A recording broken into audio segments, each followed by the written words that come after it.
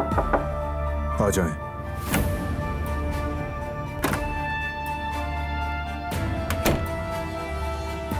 जी बरहान भाई, आपने मुझे बुलाया, कोई मसला हो गया क्या?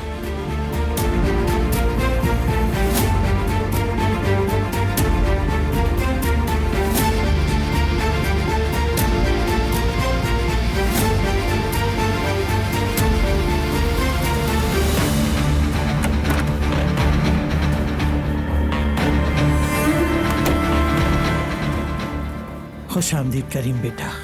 बहुत शुक्रिया। तलाक के कागजात हैं ये।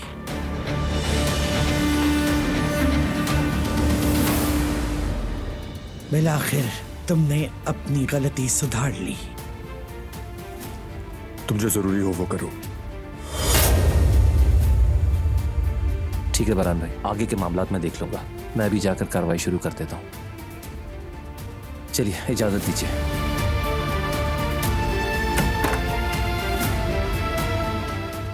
रुको बेटा जरा, कुछ बात करनी है।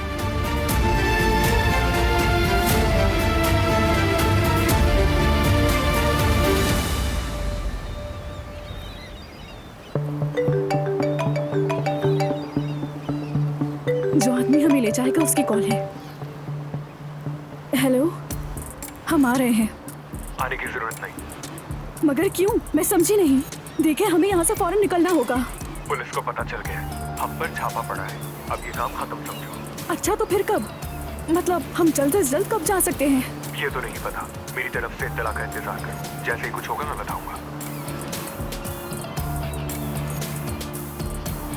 हमारे फरार का प्लान कैंसिल हो गया। तो तब हम क्या करेंगे? कहाँ जाएंगे बेटा? कोई और रास्ता निकालेंगे। हमें किसी भी कीमत पर यंत्रे से जान छुड़ानी ही होगी, ठीक है? बस आप परेशान मत हो।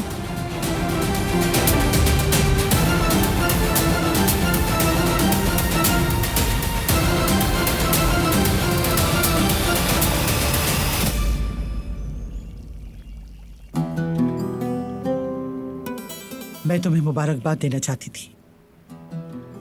क्यों? तुमने उस लड़की से जान छुड़ाकर बिल्कुल दुरुस्त फैसला किया है। यही होना चाहिए था। उस बदबख्त को हमारे घर में आना ही नहीं चाहिए था। उसने हम सबको नुकसान पहुंचाया। लेकिन खैर, नुकसान जहां से कम हो वो ही गनीमत है। ये तुम्हारे लिए भी बेहतर है। बिलाखिर तुम उससे अलग होकर अब अपनी जिंदगी आजादी से जियोगे, एक असल खानदान बसाओगे, खुश रहोगे।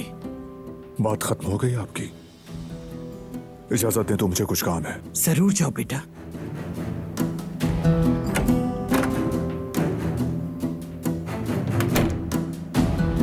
उस दिलान से जान छूट गई आखिर।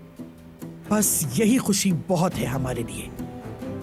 अब जो दिल चाहे तुम्हारा करो, हमें एतराज नहीं।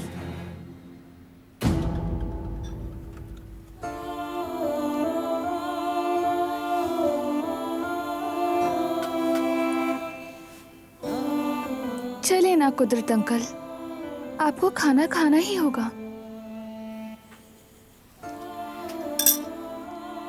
मैं जानती हूँ कि आप नहीं चाहते कि हमारी तलाक हो, लेकिन ये होना जरूरी था। खुश रहना, अपनी जिंदगी जीना उसका भी तो हक है, और यही सबके लिए बेहतर भी है।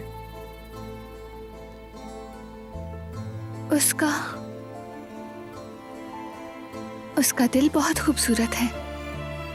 हर मुश्किल के बावजूद उसने हमेशा मेरा साथ दिया, मेरा तहफ़्फ़ुज़ किया। वो कभी अपने उसूलों पर समझौता नहीं करता। जरूरत पड़े तो सबके खिलाफ खड़ा हो जाता है, और ये सब करना इतना आसान नहीं होता। आदमी का मजबूत किरदार एक वाज़ेह मौक़िफ़ होना चाहिए। उसके बाद ही वो बारान की तरह सर उठाकर खड़ा रह सकता है, और उतना ताकतवर होता है जब वो अपने सच पर पुख्ता यकीन रखता हो।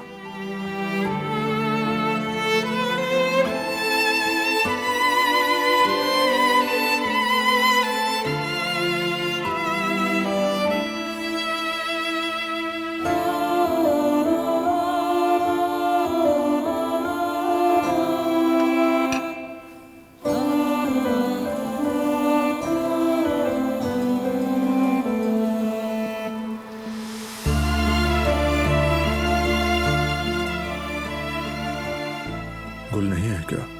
गुल को कुछ काम करने थे, इसलिए मैं कुदरत अंकल के साथ थी।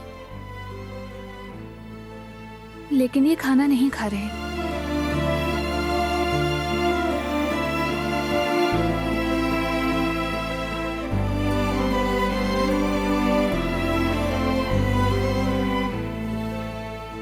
मेरे बाबा हमेशा अपने फैसलों में अटल और जिद्दी रहे हैं। जब भी कोई चीज इनके असूलों के खिलाफ होती तो ये खाने की मेज पर बैठते, मगर एक निवाला तक न लेते। सपाट चेहरे के साथ किसी से बात न करते। मुझे सुनकर ताजुब नहीं हुआ, क्योंकि तुम भी अपने बाबा की तरह हो।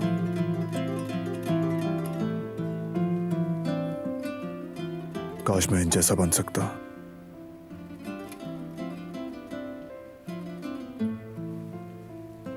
बाबा हमेशा जानते थे कि क्या करना है, हमेशा सही फैसले करते थे। कभी कोई कदम उठाते हुए किसी किस्म के शक में नहीं रहे।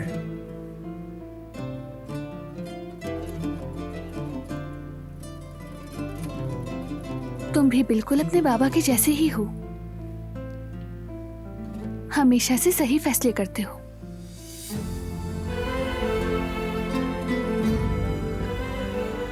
बाबा की कोई बात मेरे जैसी हो तो मुझे फख्र होता। पछतावा और शक वो बोझ है जो कोई भी इंसान ज्यादा देर तक नहीं उठा सकता, है ना बाबा?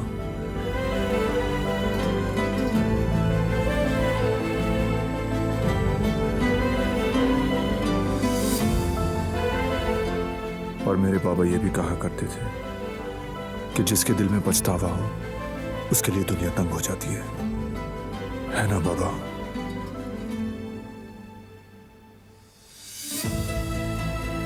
कितनी खूबसूरत बात कही है।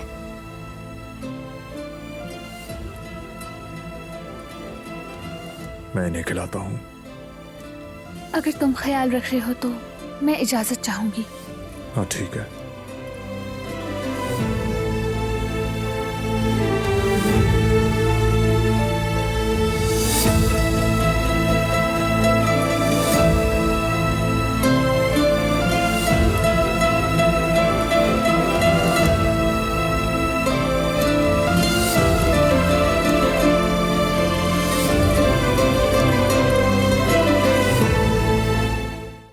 वो कहानियाँ अधूरी जो न हो सके कि पूरी, उन्हें मैं भी क्यों सुनाऊं, उन्हें तुम भी क्यों सुनाओ।